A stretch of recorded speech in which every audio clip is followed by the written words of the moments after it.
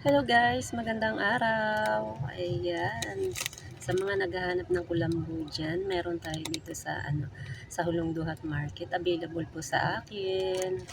Ayan, kompleto tayo sizes guys. Meron tayong family. Family. Ayan. Ang sa family, ang kakasya dito ay 4 person. Ayan, 4 person na. Meron tayong extra small. Extra small, pang ano lang, pang isahang tao, pwede na siya. Lalo na sa panahon ngayon na taglamig, di ba? Kailangan natin kulambo kasi maraming lamok. At hindi lang naman siya pang lamok, pang mga insekto rin siya, di ba? Protection niya habang natutulog. And guys, kompleto tayo sa sizes. Extra small, tsaka single. Ang single, medyo malaki-laki. Kaya dalawa sa kulambo.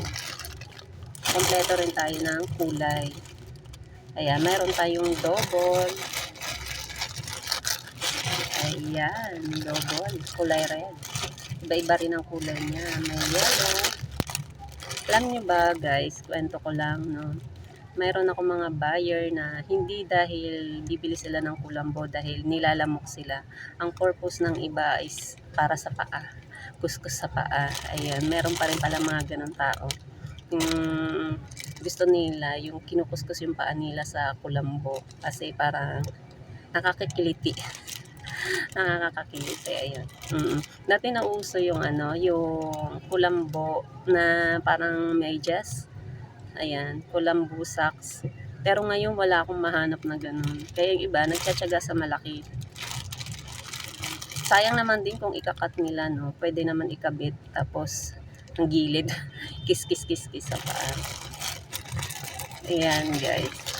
Yan sa mga naghahanap ng kulambo, lalo na sa mga malalamok na area, ingat-ingat po tayo kasi uso ang dengue. Ayan. Napakahirap pa naman kapag may dengue. Magastos. Mura lang naman ang kulambo. Ayan. Kompleto tayo sizes mula sa lang. Extra small hanggang family. Wala kasi akong wala akong stock ng pinakamalaki, yung king. Ayan.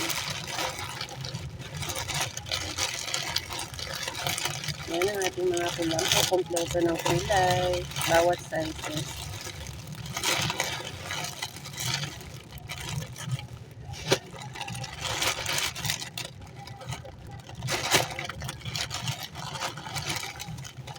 Yan lang guys. Maraming salamat. Thank you for watching.